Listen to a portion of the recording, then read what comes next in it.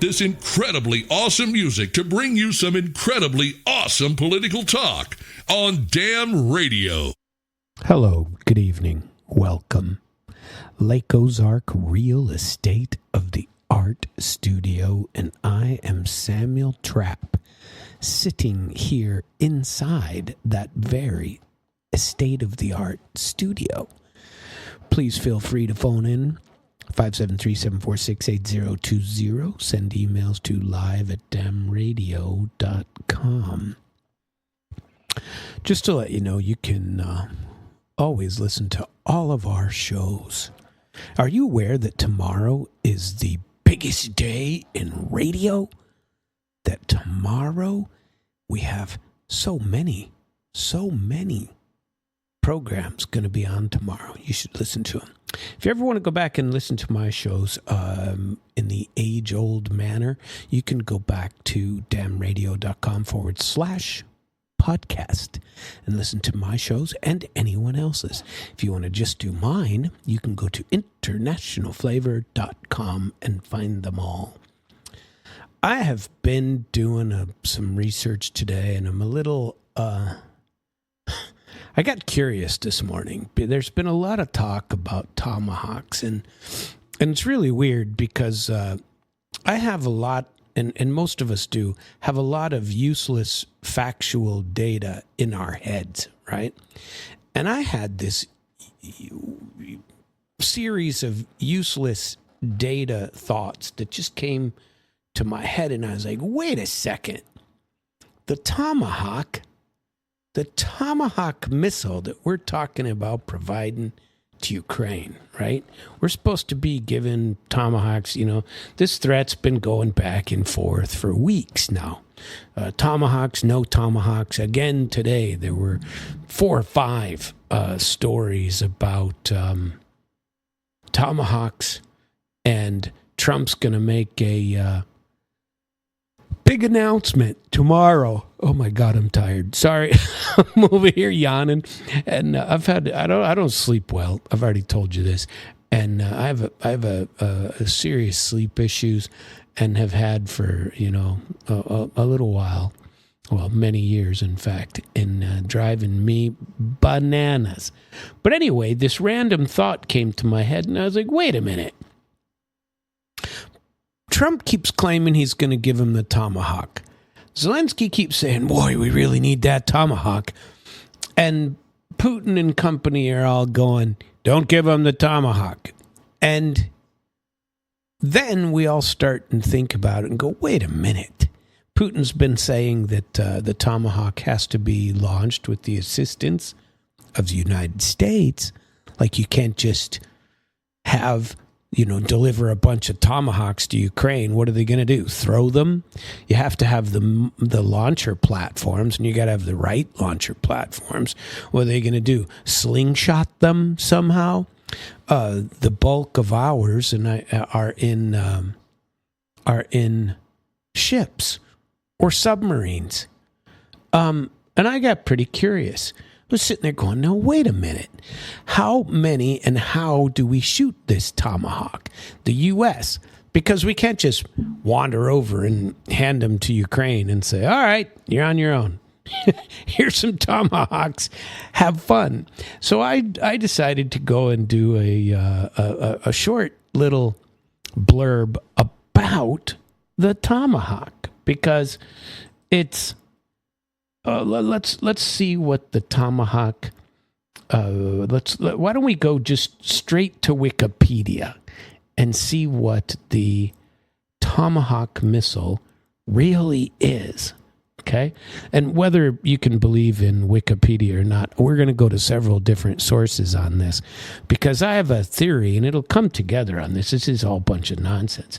This is nothing but posturing on probably on both sides, but more on our side than on the Russian side. And on Zelensky, I don't know that he has any clue what's going on, but that's me. I've been wrong before once or twice, if I recall. So the BGM-109 Tomahawk land attack missile. They give them these cool little names. This one's called the TLAM. is an American long-range, all-weather, meaning you could shoot it in the rain even, or the snow, jet-powered, subsonic cruise missile used by the U.S. Navy, Royal Australian Navy, Royal Netherlands Navy, and the Royal Navy in ship and submarine base land attack operations. Developed at the Applied Physics Laboratory of Johns Hopkins University under James H. Walker near Laurel, Maryland, the Tomahawk emerged in the 70s as a modular cruise missile first manufactured by General Dynamics. Tomahawk aimed to fulfill the need for a medium to long-range, low-altitude missile with diverse capabilities. Its modular design allows for compatibility with a range of warheads, including high-explosive submunition and bunker busters. The Tomahawk can use a variety of guidance systems, including GPS, inertial navigation, terrain contour matching. Over a dozen variants and upgrade versions have been developed since the original design. Blah, blah, blah. We'll skip some of these. From 1992 to 94, McDonnell Douglas was sole supplier of Tomahawks, producing Block 1 and Block 3, Block 2 and Block 3 versions, and remanufacturing many Tomahawks to Block 3 specifications. In 94, Hughes Aircraft, having purchased General Dynamics Missile Division, outbid McDonnell Douglas to become the sole supplier of Tomahawks. A joint venture between Hughes and Raytheon manufactured the missile from 95 until Raytheon's acquisition of Hughes in 97, solidifying their position as the sole supplier. In 2016, the U.S. Department of Defense purchased 149 Tomahawk Block 4 missiles for $202.3 million. And as of 2024, Raytheon remains the sole manufacturer of non-nuclear, sea-launched Tomahawks. Okay? And it comes in several variants. You have the land attack missile nuclear, the BGM-109A. And it was retired from service between 2010 and 2013. Reports from early 2018 say the U.S. Navy is considering reintroducing the nuclear missile back into service. The Tomahawk anti-ship missile, the RGM-UGM-109B anti-ship variant, converted to Block 4, BGM Tomahawk and land attack, blah, blah, blah. BGM-109D land attack, RGM land attack missile improved version, also called Tactical Tomahawk. So here we get to one called the BGM-109G Griffin, Ground Launch Cruise Missile, GLCM, with a W-84 nuclear warhead, which was withdrawn from service in 91.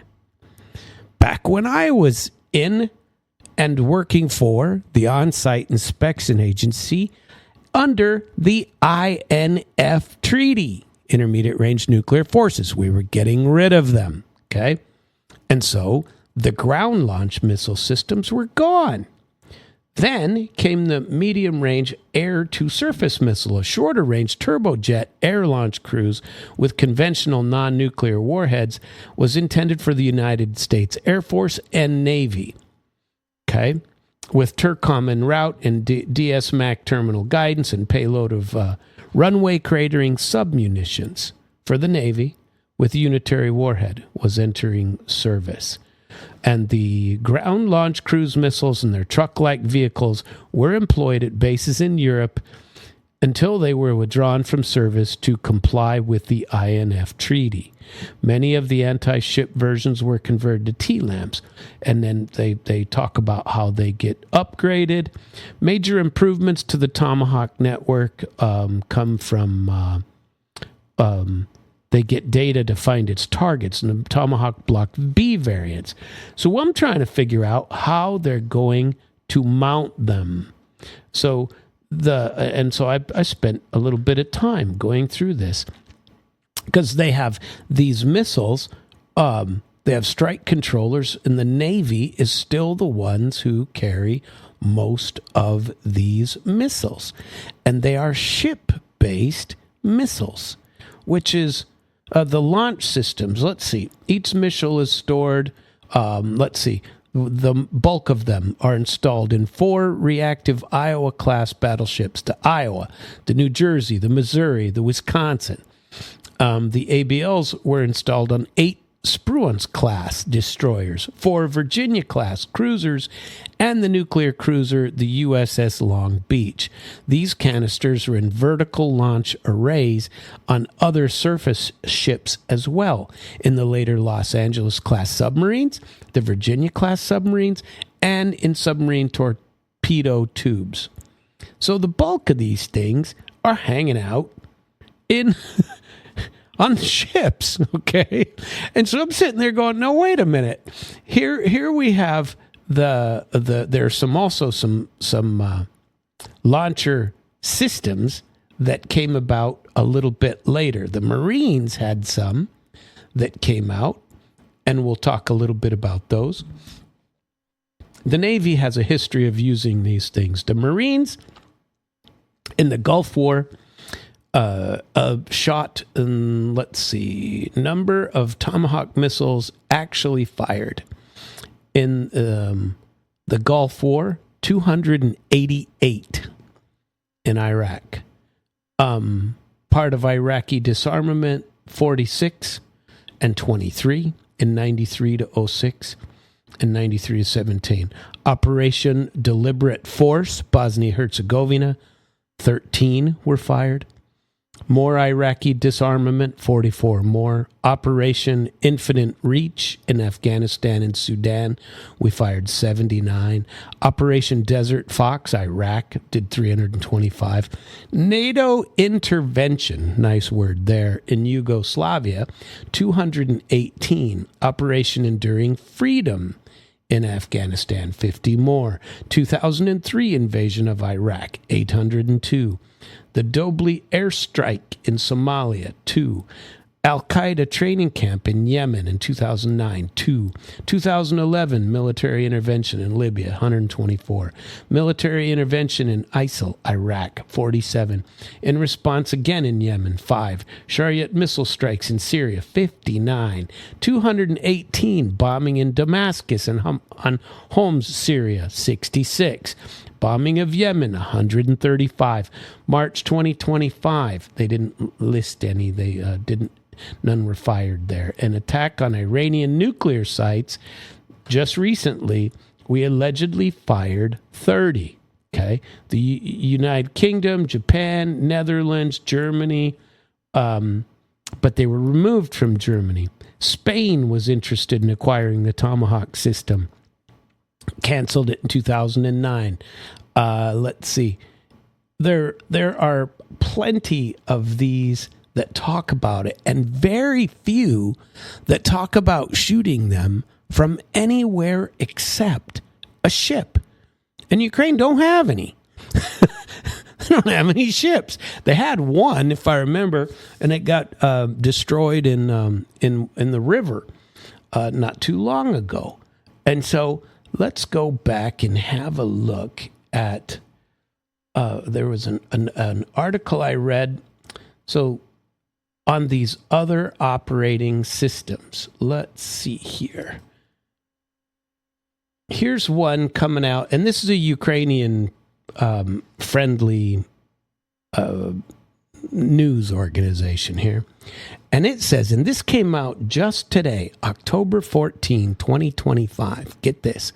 There's the U.S. rolls out a new mobile Tomahawk launcher that could one day strike for Ukraine. Get this article. This is entertaining.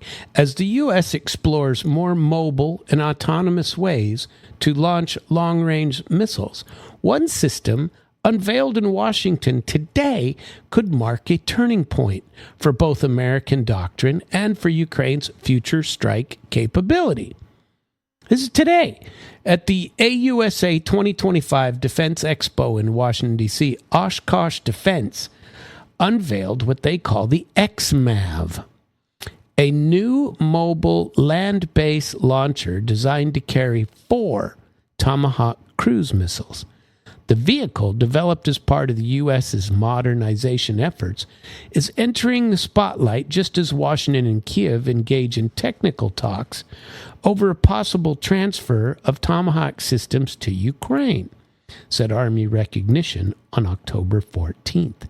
The XMAV, which stands for Extreme Multi-Mission Autonomous Vehicle, is engineered for cross-country mobility, autonomous operation, and rapid repositioning. According to Army Recognition, it offers a more survivable and flexible alternative to the current containerized Typhon launcher system used by the U.S. Army, which has already deployed land-launched Tomahawks to the Indo-Pacific theater. Now, this is highly unwieldy. When you look at a picture of this thing, you got a huge truck with what is the name of that thing that they put them on the man, they're usually used for fuel deliveries and stuff like that, and I can't remember the name of them from my old Army days. But there's a huge trailer, a huge trailer being pulled behind it, and it's got a box on it. And this box has to be pulled behind the trailer. So all total, you have 1, 2, 3, 4, 5, 6, 7 sets of wheels. And these wheels, I mean, that they got wheels everywhere in this. And I'm not sure that this is all that mobile. This thing is huge. So this Typhon system is the one that is the one pulling a trailer, right?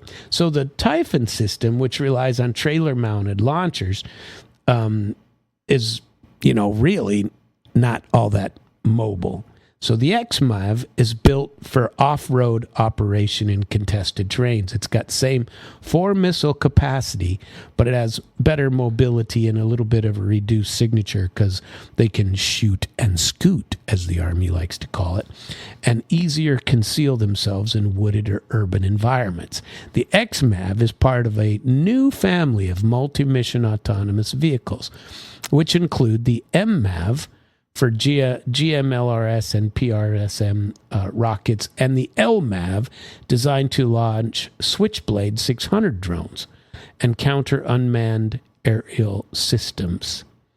And so each of these, they show pictures of them all. The rollout comes as Ukrainian officials confirmed on October 10 that Kiev and Washington are now in detailed and active technical coordination on Tomahawk integration.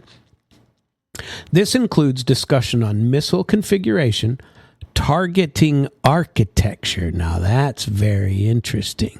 Targeting architecture, because everybody knows you cannot target a Tomahawk without a U.S. intelligence platform from somewhere, and suitable launch platforms. Well, I'm here to tell you there aren't any suitable launch platforms. President Zelensky stated that if Tomahawks are transferred, they would be used exclusively against military targets, a message intended to manage escalation concerns with Moscow. Don't believe a word that any of that, especially Zelensky, says about that. They will definitely use them against Russian infrastructure or Russian civilian targets. No problem. And they will do that and not say anything about it. But they will have to. If the U.S. targets them, that is an escalation. And by the way, everybody is saying that if they do provide the Tomahawks, it's automatically an escalation and will destroy any chance of the U.S. and Russia has of working together in the future, near future anyway. So, several articles. There's another one called What is a Tomahawk Missile and How Can It Help Ukraine? From a technical standpoint, the XMAV supports the U.S. Army's Common Autonomous Multi-Domain Launcher concept. And Oshkosh hasn't created one. They had one, showpiece that they put out at the exhibition, and that's it. And so that's the news of today. Yesterday, there was an article. Trump offers Putin a choice: settle the war or face the Tomahawk, right? Said he plans to raise the possibility of sending Tomahawk missiles to Ukraine if he doesn't agree. And this is from Fox News. Trump said he spoke with Zelensky the same day and discussed Ukraine's weapon needs. So I went through the budget to find out where they are. No safe zone would be left. If here's some latest news from October 7. Boy, they've been pushing this. There's so many articles. Could the U.S. miss? And there's another one on the Barracuda versus the Tomahawk, and whether that could provide something. Anduril's new Barracuda family of cruise-like missiles has emerged as a cheaper, longer-range alternative to scarce Tomahawks, but with small warheads and no mass production line. Let's see how that stacks up. Anduril Industries' new Barracuda family of winged cruise-like missiles, often described in Ukraine as rocket drones, has attracted attention as a potential medium-range option for strikes in the European theater. Ukrainian defense media outlet Defense Express reported on October 2nd. But despite promising ranges and low cost per unit, the Barracuda line comes with drawbacks that limit its usefulness for high-value strikes, very small warheads, and no current production capacity. Well, that's depressing for them, isn't it? But there's no real production capacity for the Tomahawk either, which we'll get into here in a minute. So let's see. I want to go back to here where we get why all the hubbub about all of these alleged Tomahawks going everywhere. So again, the Tomahawk is a subsonic sea or land launch cruise missile, but it's been a United States Navy and other navies mainstay since the 80s. And then they've, upgraded them all the time. The latest generation is Block 5. Range is described as about 900 nautical miles or about 1,600 kilometers. But exact figures by variant are classified. It can go speeds of Mach 0.7 to 0.75, according to the Navy. Let's see. It's a solid booster, kicks it out of the canister. Wings pop out, and a small turbofan takes over for subsonic cruising. It has INS or GPS for mid-course, TERCOM terrain contouring matching, and DSMAC digital scene matching to hug the ground and match stored maps in the terminal area. It's harder to see on radar until too late. Block 4 and 5, the latest ones, add a two-way data link so a controller can reroute, retarget, or loiter for a better shot window, right? Warheads are typically 1,000-pound class unitary, but they can be, use a bunker buster for hardened targets or something like that. The launch platforms are what's interesting. Ships, submarines, we know we have those, and those are the vast majority of these. But the U.S. Army has ground launchers, the Typhon, the SMRF, and the MRC. 4 strike-length Mk-41 cells in a 40-foot container on a tractor trailer. They can fire the Tomahawk missile or the SM-6. The first live Tomahawk was shot out of such a container in 2023. The first overseas deployment was to the Philippines in April of 2024. The U.S., and that was in the Typhon, the one I was telling you about that comes on a weird container-shaped trailer that's extremely large and unwieldy. So, the U.S. and the Philippines say that Typhon remains forward and is in training and contingency use. A battery typically fields four 4-cell launchers, 16 cells. Okay. And so they could argue, if they can cart them around. And the new Oshkosh XMAV, which we told you about, that came out here just today. They also allegedly had the Army and the Marines had a single-round trailer-style launcher. They demonstrated these single-cell strike-length Mk-41 launchers on small trucks or a trailer. And they called them the Rogue Fire or JLTV-based launcher. They had long-range fire single-cell concept noted for 2026. These are concept to demo. They're not fielded. So two of these, three, the Typhon is the only one that's fielded, and it's only been fielded in 2023, and it's in the Philippines. Okay? So we got problems on there unless you're shooting them from ship to shore or ship to land, ship to wherever you're going to fire them. And I don't know how they're going to give these to Ukraine because Ukraine can't put them on a ship.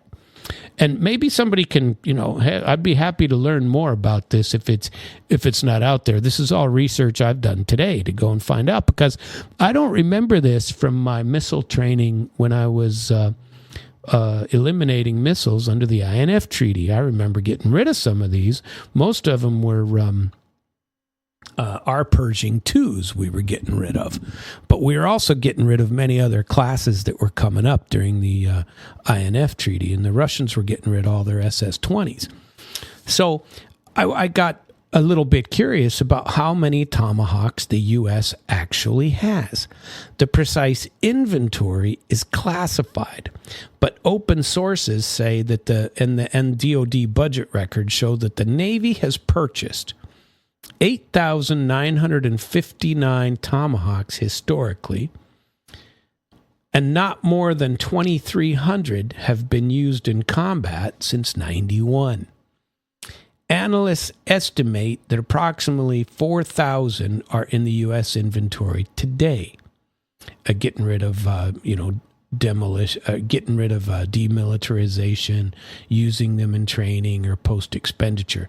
And according to some current sources, Block 5 sites, they say that there are 3,992 missiles left.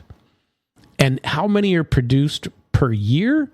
It varies by budget lot and the amount of foreign sales. A recent selected acquisition report says that the average procurement unit cost per unit is $1.3 million. And it has about a 1,300 kilometer range, okay? And production is now between the new build Block 5s. And what do they really cost? The U.S. procurement data puts it at $1.31 million. And Block 5, the newest ones, are $2 million. And higher if you include spares and support. Foreign military sales packages like training, spares, support push per round equivalents higher than that, and say that they're closer to the $3 to $4 million plus per round once you include the requirements for what you have. So what the Tomahawk can and cannot do.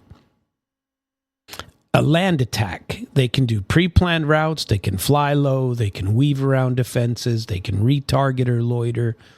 Maritime strike. They can be a seeker, and they have a software for hitting moving ships. They can do that. The reality versus modern low altitude make it hard to detect until late. But they aren't invulnerable. In Syria in 2017 and 18, Russia claimed that to shot down large numbers. Like only 23 of 59 ever reached a spot, while U.S. and independents say the majority of missiles hit their aim points. There will be contested narratives in Ukraine, too. Russia says that their layered defenses, their S-400, the Buk, the Tor, the Panzer, while Kiev highlights Tomahawks' low-level routing and complex guidance as tough to stop. We don't know. But let's go back and look at the track record. 1991 Gulf War, first major use. 1998 Desert Fox, 99 Kosovo. I told you about all of those. And 80 missiles in the first night since 1991, 2,300 fired in combat. The new thing we've heard about is this launcher, though. It's a heavy, autonomous, capable truck, can shoot 4 canisters. So it's equal in salvo strength to the Typhon, but is far better off-road, right? And so it'll complement that. But the single Tomahawk trailer, that one doesn't work. There's been news in the last few days that the most... this is the funny part of it all, because if this is a war game changer, I'll be happy to eat my hat. I'm not wearing a hat, but I'll go find one and then put it on and then eat it. Let's see. How many can get to Ukraine? At the very most, experts say that they could get maybe 50 and probably between 20 and 50. And multiple outlets saying, like the Financial Times, report U.S. deliberations on a limited initial grouping. Russia calls this a major escalation, of course, and threatens to destroy the missiles, but more importantly, to strike the launch sites. The Kremlin has been messaging hard on this point, and the reason is because they can't shoot them. To use them on land, Ukraine would need ground launchers.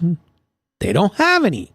The only operational U.S. system to launch a Tomahawk is the Typhon, the 4-cell container launcher. And the XMAV won't be available for another year. They say they won't be available till at the earliest, mid-2026. Okay? And so, if anything, we're making threats for the future, right? And this is more posturing to, force a settlement of some sort, right? And anyway, there is that single cell, but that also was terminated 2 years ago by the Marines, and the Army had never had it. And so they're not in production either. The Tomahawk is a proven but legacy subsonic weapon. Russia says it's defeatable with layered air defenses. Moscow says that any Ukrainian transfer is an escalation, and it will preempt launchers. Where you gonna and remember, Russia's already taken out all the ATACMS. I mean, there are very few of those left. ATACMS, where'd they go? Where are the Patriots? The defense gone. Where are the, what's the other one? The ATACMS and, I forgot the name of it. A token batch of 20 to 50 is symbolic. Millions per round, $2 to $3 million a shot, unless it's paired with enough mobile launchers, some sort of deception, some sort of radar to generate survivable scenarios for Ukraine. So Russia will prioritize just what they did with every other launcher system or launcher for Patriot systems, which are virtually gone. So they'll take these Typhon trucks and XMAV assets, loitering munitions, ballistic strikes, they'll get rid of them. So I'm not so positive this is going to be a good... tried to find a number of the ground launchers that are actually in not production, but in supply. So the Typhon has, let's see, how many launchers exist today? Get this. 2 fielded batteries, which equals 8 launchers. How about that? One aligned to the first Defense Forces and one earmarked for the third quarter. So they aren't even all both in there. Planned total Army plan is 1 battery with 5 batteries total by fiscal year 2026. With the next battery is going to go to Europe in fiscal year 2026. They have deployments so far in Luzon, Philippines, arrived in 2024, and they were left in country in 2025, and training of Philippine troops is underway. So there aren't any launcher systems, even of the Typhon, right? And in 2025, Congress was briefed that procurement covered one additional Typhon battery. That means 4 more launchers plus reload and support, and that means 32 Tomahawks plus canisters. A total of, so get this, 4 launchers, reload support, 32 Tomahawks, $233 million. How about that? The DoD has not published a clean per launcher or per battery equipment only price. So the bottom line today, 8 operational Army launchers with 20 planned by 2028. The first real-world forward deployment is the Philippines. And that's of the Typhon. The XMAV is, it isn't even, it can do the same thing, but it's supposed to be more mobile and blah, blah, blah. Fielded, 0, and the unit battery cost is not yet public because nobody's bought any. Curious. So what are we talking about with all these crazy things? The single cell ones, those I just kind of threw in because the Marine Corps canceled that contract effective in July of 2025. The Army picked up the concept for a live fire demo in 2026. As of today, these are only prototypes and demonstrator launchers. There's no operational battery, no publicized cost. Unbelievable. I feel like I've been, once again, had just been snookered here. That people are just giving me nonsensical nonsense and talking about, and I've been thinking about it for a while anyway, because Trump, Tomahawks, no Tomahawks, Tomahawks, no Tomahawks.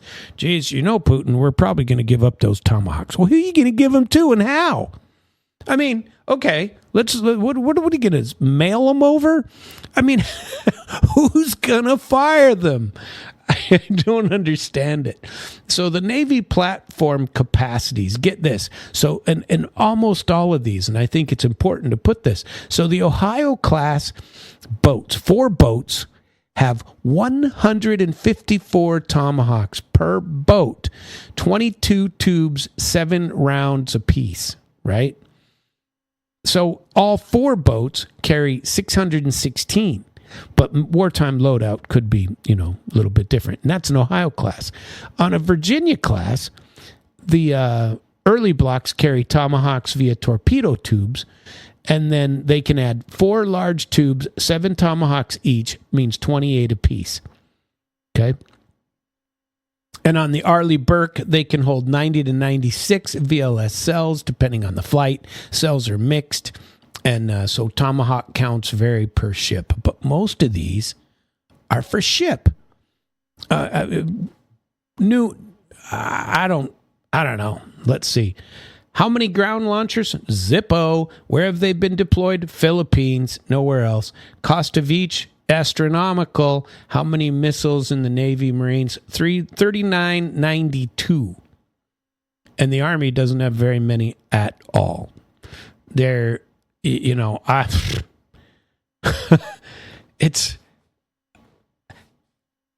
I think this is nothing more than a talking point. So we sit and we talk about these Tomahawks. And here I've done it now. Now I've been put. But, I mean, if you could look at YouTube, let me give you a quick rundown of YouTube. News about Tomahawk missiles, Donald Trump, Ukraine. just in 11 hours ago, right? You have Trump warns Russia he may send Ukraine long-range Tomahawks 2 days ago. Kremlin says don't supply Ukraine Tomahawks 2 days ago. Trump considers sending Tomahawk missiles. Moscow warns of escalation 7 hours ago. 1 day ago, Tomahawk Tech, the lethal long-range missile Ukraine wants to target Russia, but it shows it being shot from a ship. Where are they going to get it? Trump's brazen Tomahawk missile threat to Putin. Russia hits back 1 day ago. With one line, Putin aide shuts up Trump and Zelensky on Tomahawks. I don't know what he said because I didn't listen to it. Ukraine's first true deterrent lies in Tomahawk missiles to talk directly to Putin. Nonsense. I don't know that this is going to do anything.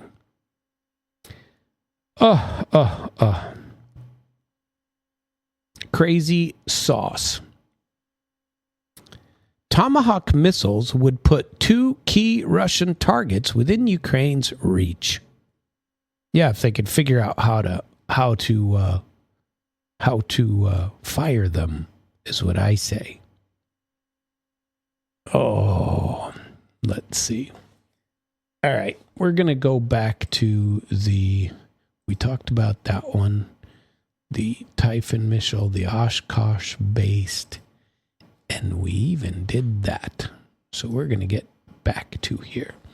My next question that I got to thinking about is how come it has been so quiet lately as to where we stand on the budget.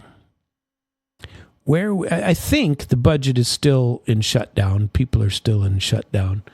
I had a video appointment with a doctor from the VA today, and it was a video appointment for 15, 20 minutes, and she said something that she was late because they were in shutdown and the tech people were gone, and they were having issues because they had to send people home. There's a bunch of people missing from places where they go. And I think the budget is still out there pending, but truthfully, I didn't go look specifically. She just said there were people missing, so I assume it's still going on, but I really haven't paid attention today to that issue. But what I wanted to get to was I still am very curious as to how much money the slime balls in D.C. are attempting to funnel to Ukraine even now, quietly, without raising any flags, without telling the people, because we don't have the right to know. We don't need to know. They just want to send that money to Ukraine. For what? For a losing cause.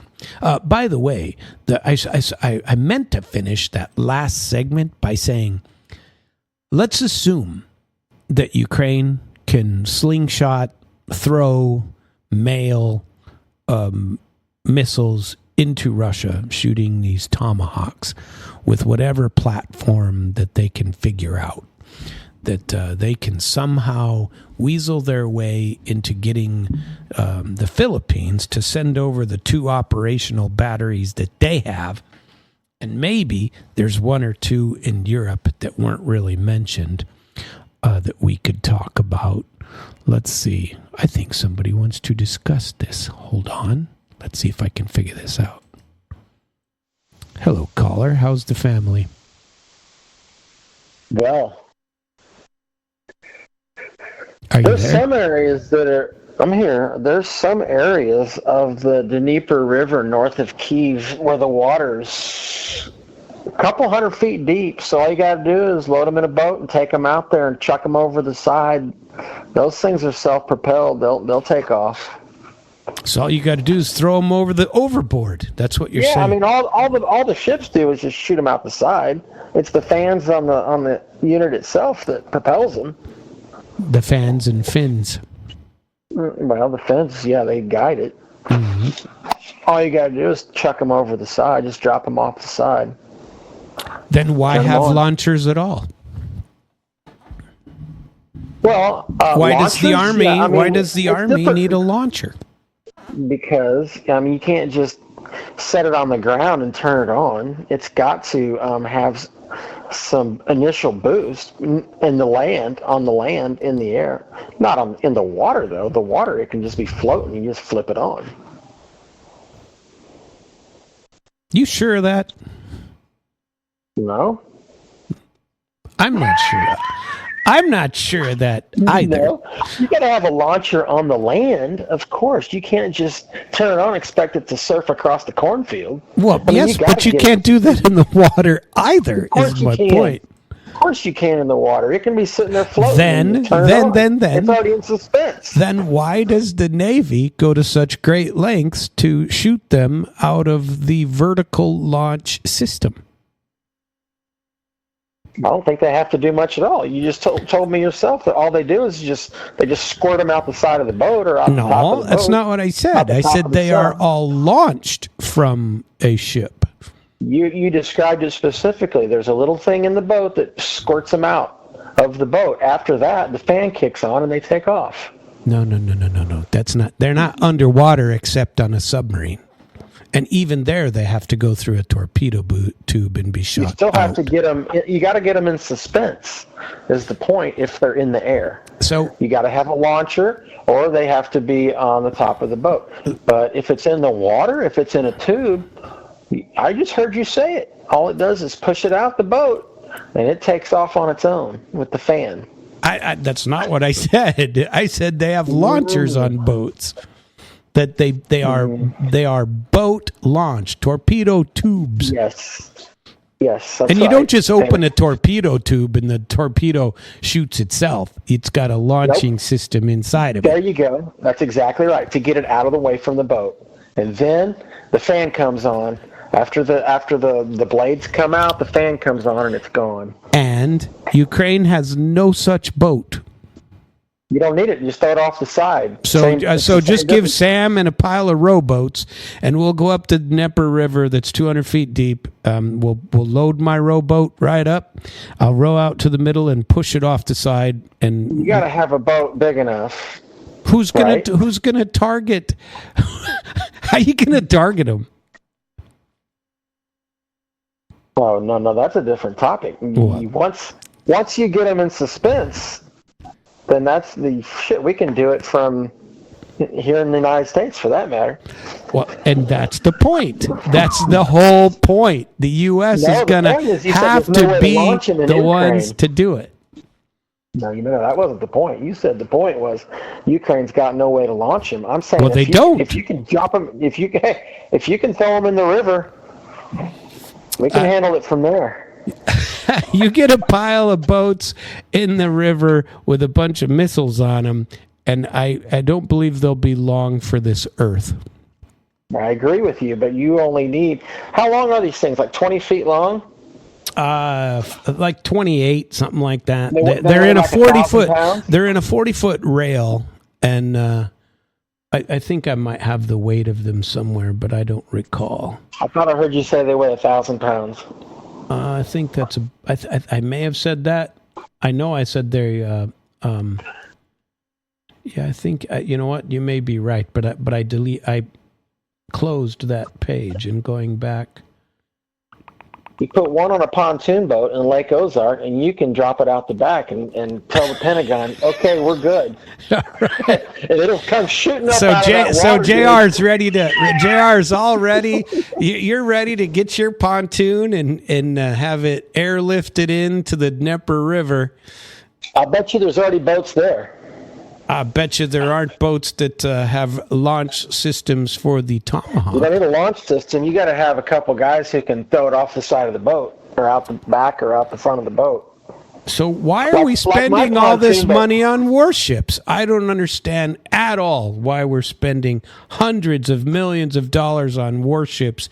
We could have a flotilla of pontoon boats and all go out and just throw out missiles, and we would be just as successful. Is that what you're saying? No, that would not be efficient. So it's more efficient to spend hundreds of millions of dollars.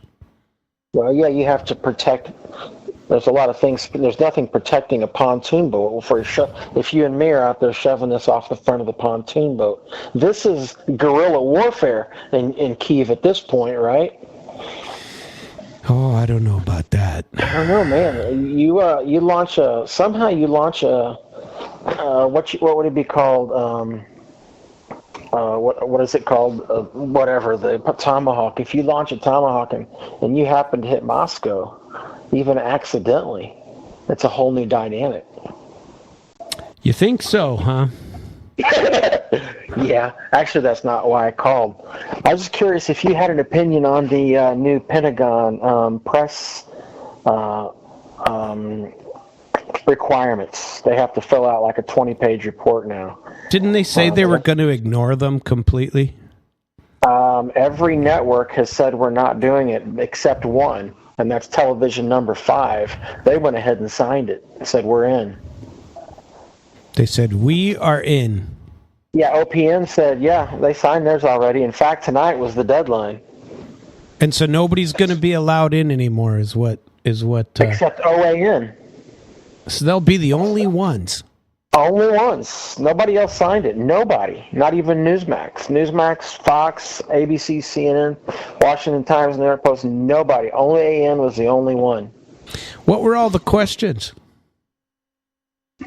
What were the questions? Well, it mostly had to do with just anything you report, you're going to have us sign off on. You're not just going to meander the halls. You'll have to be guided around here just like every other base on planet Earth.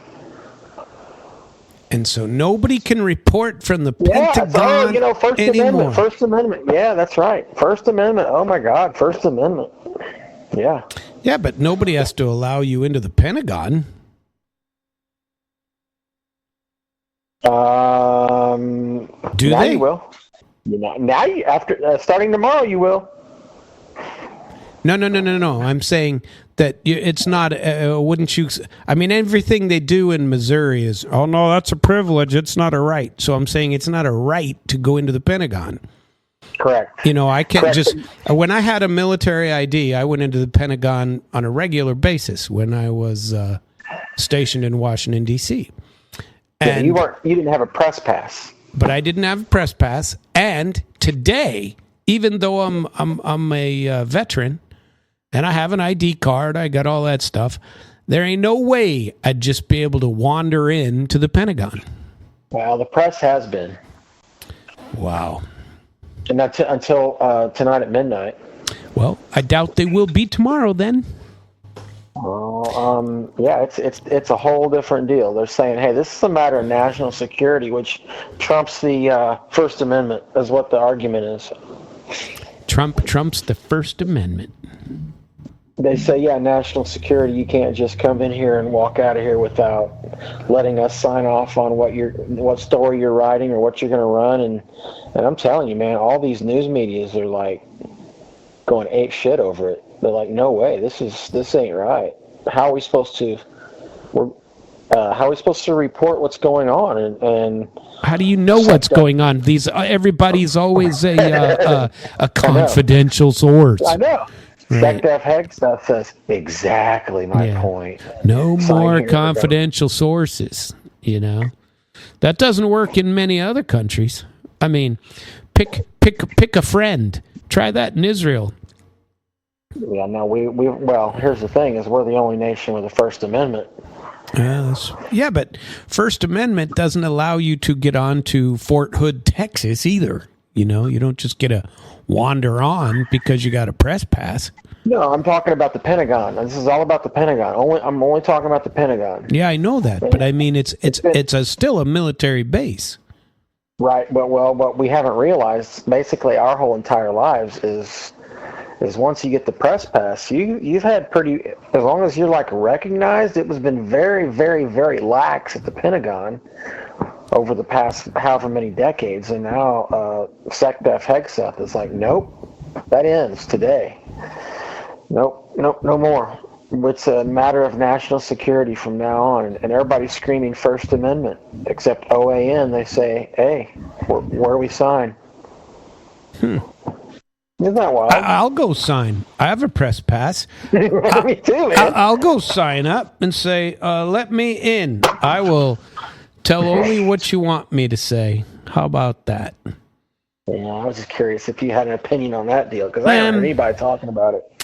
I don't know. I have mixed feelings on that. First of all, I agree that there ought to be, if you have a press conference in the Pentagon, then people should be allowed in to go to the presser, right?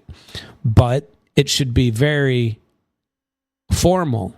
You remember when you had to sign for me to go to BRICS conference, right? That's a big deal. Mm-hmm. You don't just get into the place where foreign leaders are going to be meeting or having meetings with important people, even if you're a journalist. In most other countries, it's not that they're trying to stop you from saying one thing or another. It's that they want to know who's coming in, because they're going to, I think if you go from that point of view, because the analysis on a legal basis in Missouri and everywhere else, and whether, so let's take a quick run down a legal platform here.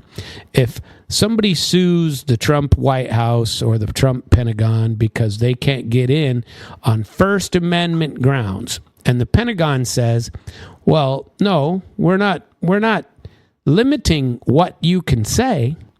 We're limiting who can get in to have access to this secure facility.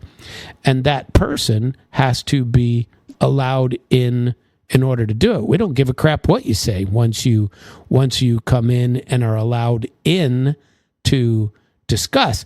But if you're saying that the Trump White House is saying we got to approve what you print before you print it, I don't think that will hold up under the Supreme Court First Amendment scrutiny. Yeah, well, that's where we are, brother.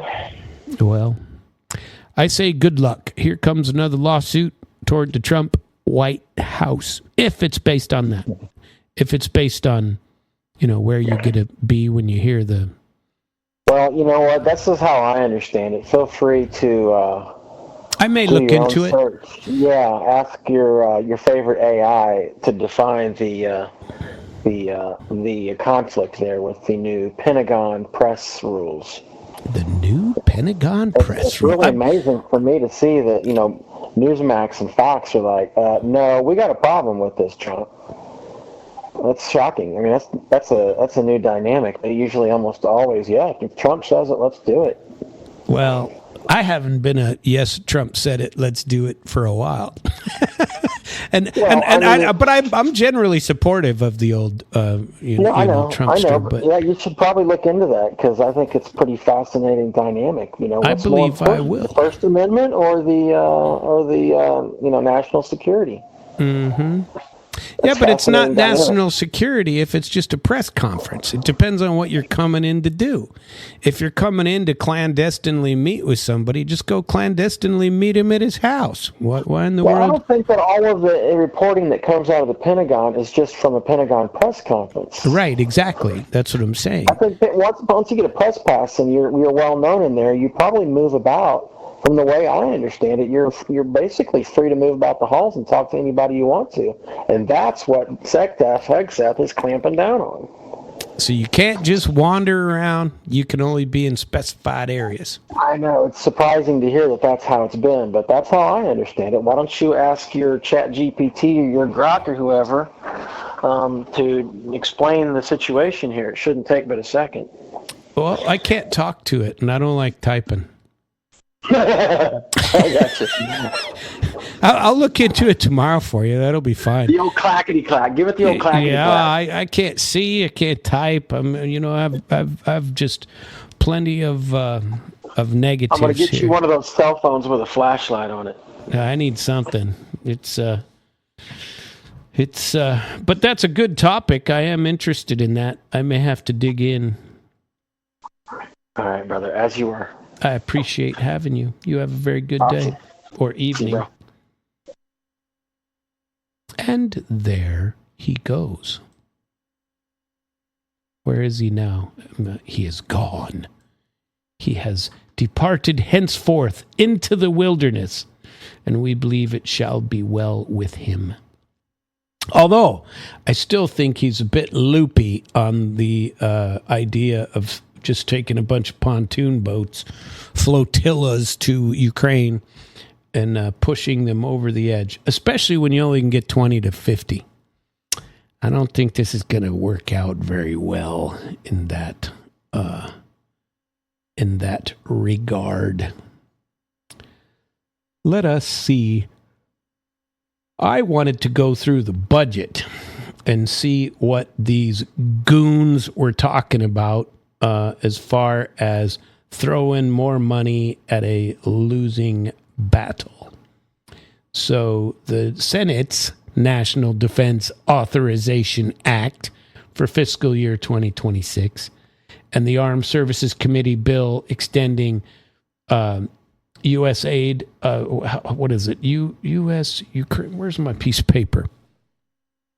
Oh, Sammy.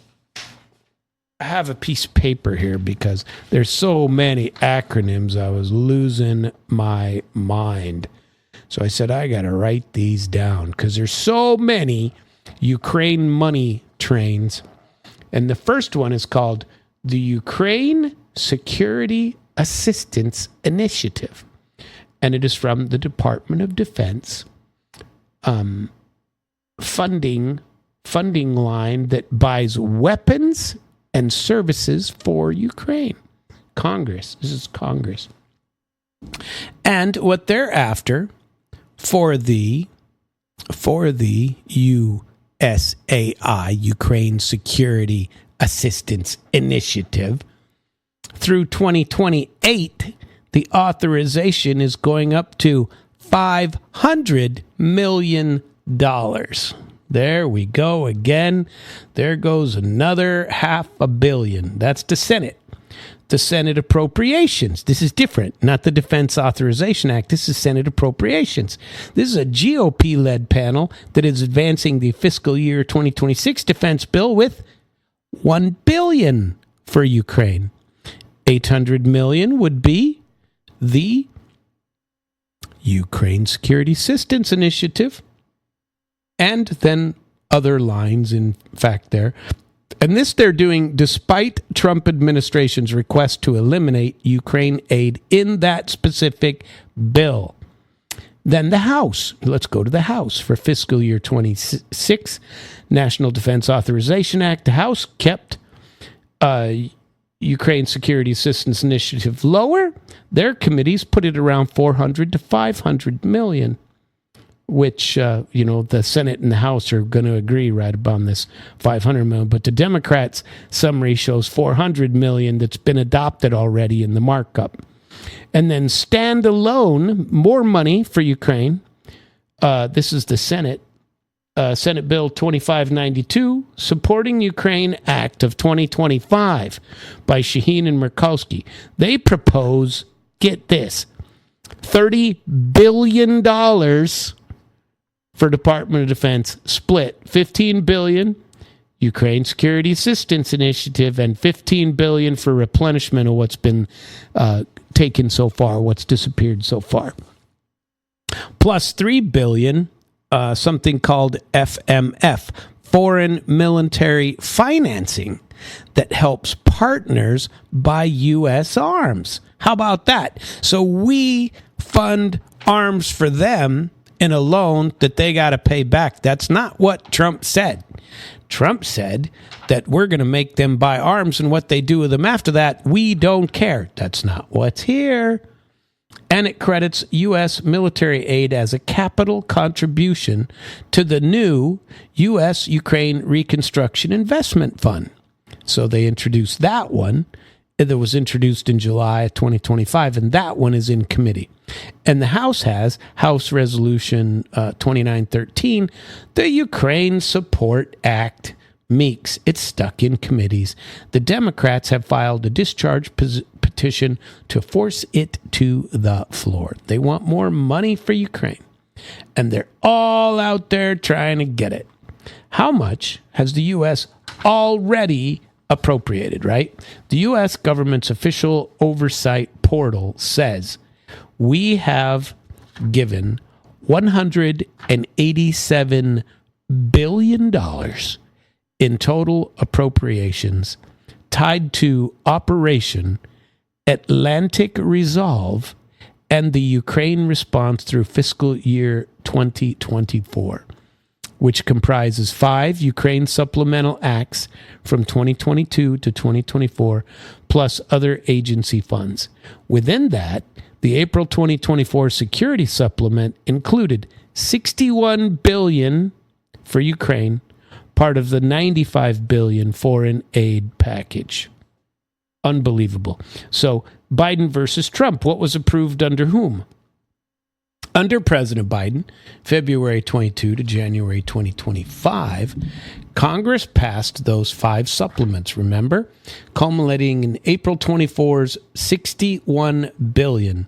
The DoD executed dozens of PDA drawdowns and USAI contracts, Patriot missiles, NASAMS missiles, ATACMS missiles, artillery, etc. And under President Trump, 2025, January, to the president, the admin shifted emphasis toward Europeans funding U.S. weapons for Ukraine, right? Via NATO's prioritized Ukraine requirement list. That is PURL. But Congress moved on baseline Ukraine Security Assistance Initiative, $500 million from the Senate and $400 million from the House, and appropriations with $1 billion in Senate appropriations, still more. Admin level actions resumed limited money and brokered greenlit Patriot backfill deals with allies. Trump and Zelensky have discussed long-range options, including Tomahawks, but no public green light yet. Then, remember all the talk about Patriots, and they've all disappeared, basically. There are very few Patriots remaining in Ukraine. They've all been blown the hell up. How many batteries are actually in Ukraine right now? Open source tallies consistently say that there may be as many as 6 or 7 operational Patriot batteries in Ukraine as of mid-2025. They have a mix of full batteries and component sets. Donors include the U.S. and Germany, multiple each, Romania, 1 full system, the Netherlands, launchers and radar, and Spain has provided Patriot missiles. And what is pledged in 2025? U.S. and Germany plan, July of 2025. The U.S. and Germany announced up to 5 additional Patriot systems for Ukraine, a mix of immediate German transfers and the U.S. backfilling German transfer. Germany later specified only 2 would arrive by the end of 2025. Several European deliveries are trying to be accelerated, and some partners have accepted delay to their own orders as backfill. Romanian battery Parliament approved donation in September 2024, and it was delivered in October 2024. The Ukraine relief and European funding, the Netherlands became the first to buy $500 million of a U.S. kit for Ukraine, including Patriot components under the first Pearl mechanism for NATO. So the money train is still chugging down the track. Production and sustainment money for the Patriot. Industry ramp on. Boeing just won a $2.7 billion contract for PAC-3 interceptors with output targets of up to 750 a year for 2030. Lockheed landed a separate $9.6 billion production award last month, and 179.1 was awarded for Patriot sustainment for Ukraine on August 29th, 2025. So 179 million for Patriots. The bottom line for Patriots, Ukraine sits at about 6 or 7 batteries that are in service now. Allegedly, where'd it go? With additional batteries slated for U.S., Germany, blah, blah, blah, and missile interceptor production surging, if they can call it that, under multi-year contracts. So they're expecting this to go on for a while. So the Tomahawks, how many and what funding? So multiple outlets, citing briefings to the Financial Times, say the U.S. can spare only 20 to 50 Tomahawks for Ukraine. A token number, very unlikely to change battlefield dynamics absent large numbers of missiles and mobile launchers. But no formal transfer has been announced. On the ground launcher side, the Typhon is operational, but nothing else is there. We talked about all that already. What's still being provided, the high-level stuff, are Patriots, batteries, launchers, and missiles, NASAMS, launchers and missiles, Iris-T, Hawk, Patriot. They remain the only widely deployed Western system able to get past Russian ballistic missiles in Ukraine service. And the continued focus here is it'll continue with both the Ukraine security assistance and this NATO-funded buying. And long-range, ongoing artillery and rocket munitions are in serious shortage from the Ukrainian side. And Russia is producing literally 10 times more than Ukraine is. All of NATO together, U.S., everybody. It's for artillery shells, not going well on the Ukraine side. I watched quite a few of the because I haven't watched in a couple of weeks, and I got on and watched some of the lines of the front that have shifted over the last couple of weeks, and it's still not good for Ukraine. It's going to be a cold freaking winter. Let's do a quick Biden versus Trump ledger, right? He had 5 Ukrainian supplements. Trump has this funding. At least he's trying to save the Americans a little bit of money, I guess, although I really don't necessarily see it that way. Because I believe he's going to sign these if he's given these bills that show some more money.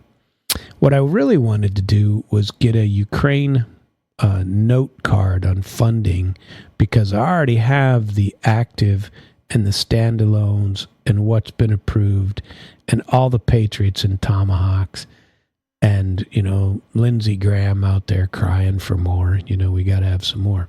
But I thought it would be interesting to go and try to find out the country by country annual aid, at least since 2022. And there's a place called the Kiel Institute, and they have a Kiel Institute Ukraine Support Tracker. Another acronym for you, UST. It is the authoritative public data set that breaks out military, financial, and humanitarian commitments by donor country and by time. You can do it monthly, but I don't want monthly. I'd prefer yearly. It covers 41 donors, all EU members individually, plus the US, the UK, Canada, Norway, Japan, Australia, South Korea, Turkey, Switzerland, Thailand, and the EU separately. as a separate donor. The latest update was today, October 14th, that includes data through August of 2025. And they have it where you can download the entire spreadsheet. And I did that, but I couldn't print it out. It's so big. It's pretty huge. And so they have this also data tracker that you can do an XLS download at the Kiel Institute. And so what I really wanted to do was just get more of a global, I don't know, and global's not right either, more of a high level or a macro sort of thing that would say, yeah, I can't open it on the studio computer. It won't work, and it won't automatically.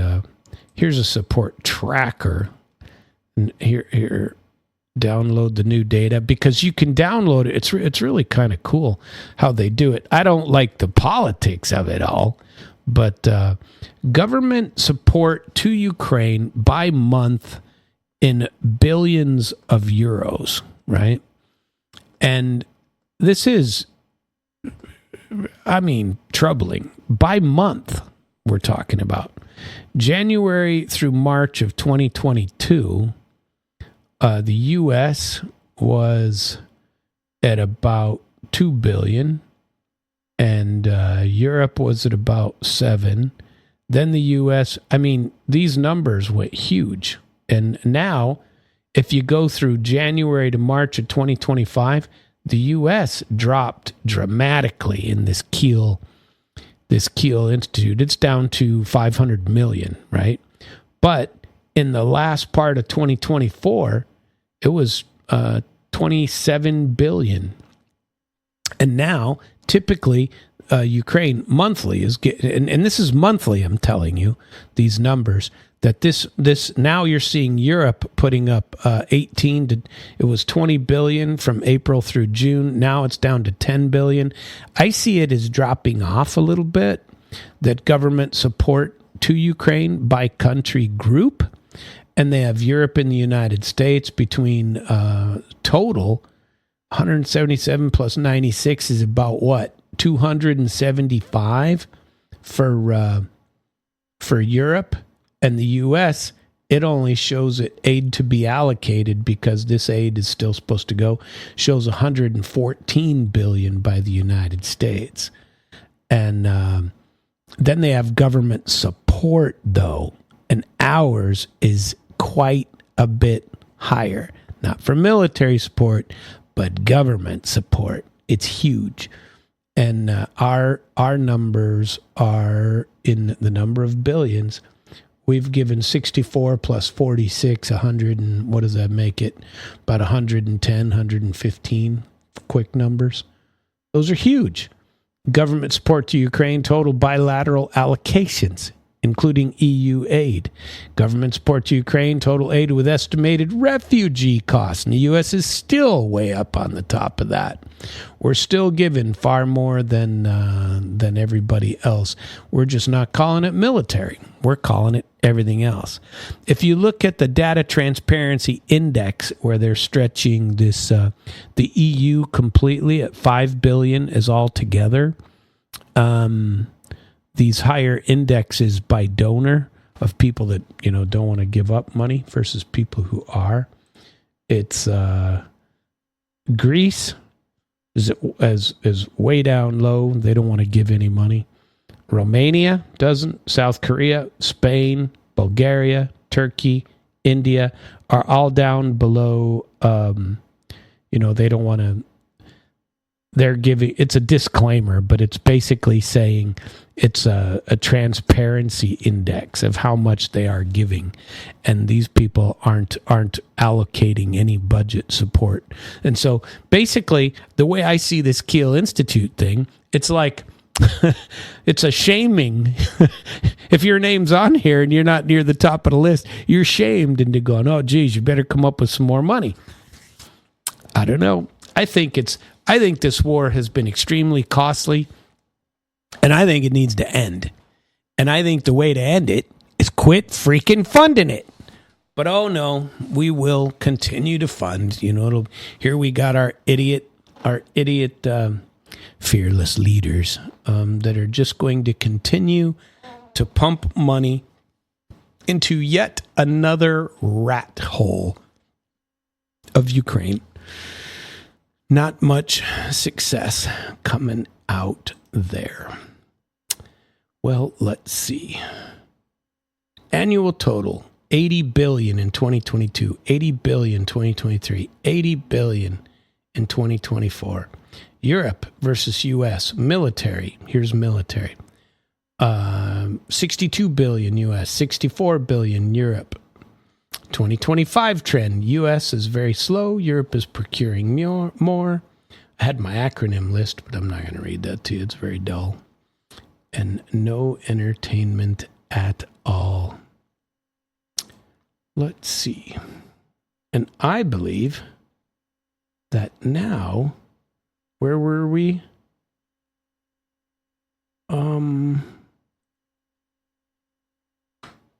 The EU isn't at war with Russia, however, they continue to say. We're not at war with Russia. We are just supporting Ukraine. But we hate Russia, by the way. European leaders are just, among other things, this moment in history will be remembered, whether in books, whether in chapters, or forgotten footnotes, as the Great European Drone Scare. Because for weeks now, the populations of NATO, EU, Europe have been subjected to a barrage of vague but scary reports about drone sightings. The drones have appeared over various places, prominently including airports in Denmark and Germany. They are of unknown origin and unknown purpose. They could be UFOs, and quite often it is actually also unknown whether they are even real. There are no pictures, no proof. Indeed, there is no proof of Russia being responsible for any of these incidents, as even Western media admits. We are once again asked to simply trust our politicians and, quote, experts. That is, the same ones who took months to stop pretending that Russia blew up its own Nord Stream pipelines in 2022. As late as spring of 2023, Germany's Carlo Massala, for instance, who also believes Gherkin and Strelkov are two different individuals, just like, Massala, was still spreading groundless speculation, a conspiracy theory about a false flag attack by Russia on Nord Stream. So once again, Russia. And oh, coincidence of coincidences, recently, Moscow, as we are told, has had nothing better to do than oblige Western information warriors with 3 further sort of incidents: a purported electronic warfare attack on the plane of an EU despot and de facto U.S. proconsul Ursula von der Leyen over the Bulgarian city of Plovdiv, an alleged incursion into Estonian airspace, and low flyovers over the German frigate Hamburg during recent NATO exercises. In reality, these 3 stories share only one thing with the great drone saga. They don't hold up to scrutiny. The case of the alleged Plovdiv GBS attack is so shoddy and cratered so badly, so quickly, that it has been quickly forgotten. The incursion into Estonian airspace didn't happen either. Due to an agreement that Estonia itself signed in 1994, it cannot claim a 12-mile, but only 3-mile zone in the relevant area. Estonia's case is hysterical to begin with. The 1994 agreement deprives it of even the flimsiest pretext of legality. Regarding the so-called buzzing of the Hamburg, finally, even Western military officials admit it was not imminently dangerous. Instead, they say it was unfriendly and provocative. Frankly, Boo freaking who? What do you expect holding exercises on Russia's doorstep while fighting an indirect war against it in Ukraine? A friendly chat among sailors over a stiff grog? And yet everyone in NATO, EU establishment politics and the mainstream media has been singing the same old song once again. Russia is coming. Russia is here. Russia is everywhere.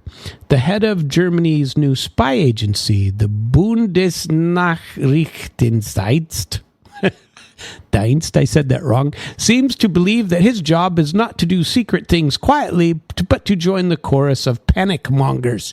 He also has sleepless visions of Russians attacking any day now. Maybe from right under his bed or out of his cupboard, one might say. It is almost as if they are all reading from the same hymn book, that is, memo.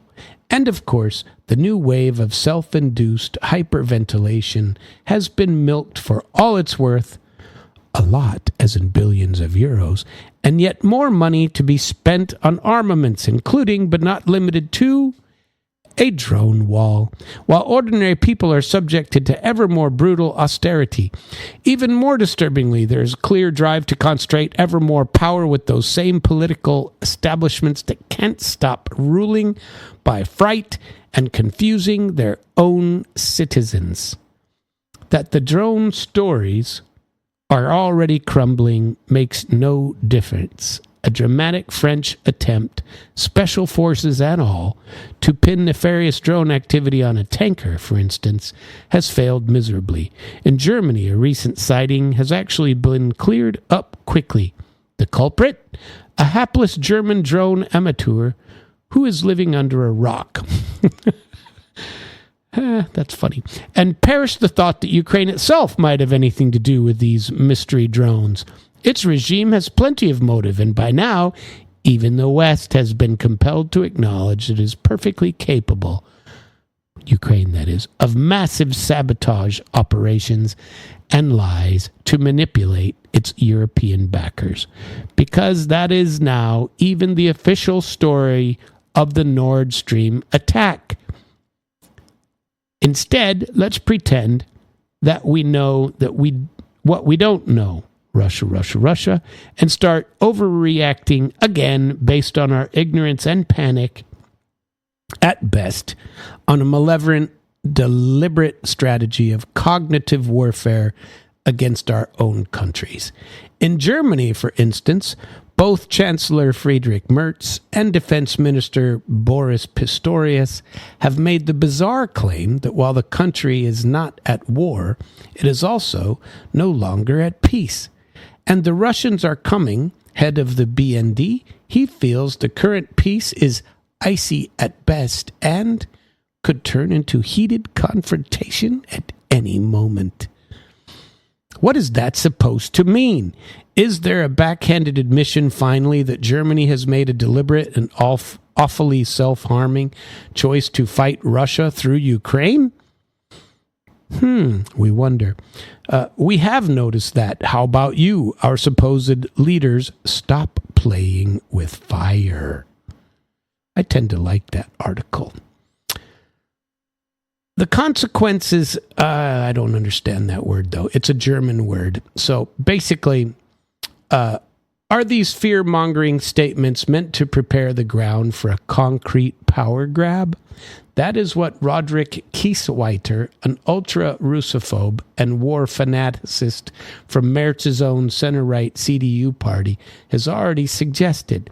He wants the German parliament to declare the so-called Spannungsfall, literally situation of tension, in the mainstream media. For instance, the important newspaper Welt, the usual information warriors, are already amplifying his message. And yet another striking coincidence. In a recent military exercise in Hamburg, one of Germany's busy cities, was dedicated to cosplaying the Spannungsfall with maximum publicity. Last but not least, Spannungsfall allows the government to postpone or influence elections. Those are problems, aren't they? Anyway, it doesn't look like I'm going to have time to finish that lovely article because there's about, well, how about this? But there is also something special, in the words of Jonas Togel, one of the few Western experts daring to notice Western information warfare. It is worse than it has ever been, but there are no guarantee that things won't get worse. The real question is, how much longer our warriors in chief will have a free hand to drive us all mad with fear? I am Samuel Trapp. This is International Flavor. You have been listening to Damn Radio. Please join me nightly on Damn Radio from 9 p.m. to 10:30 p.m. nightly. Hope you had a good time. I know I did. And good night.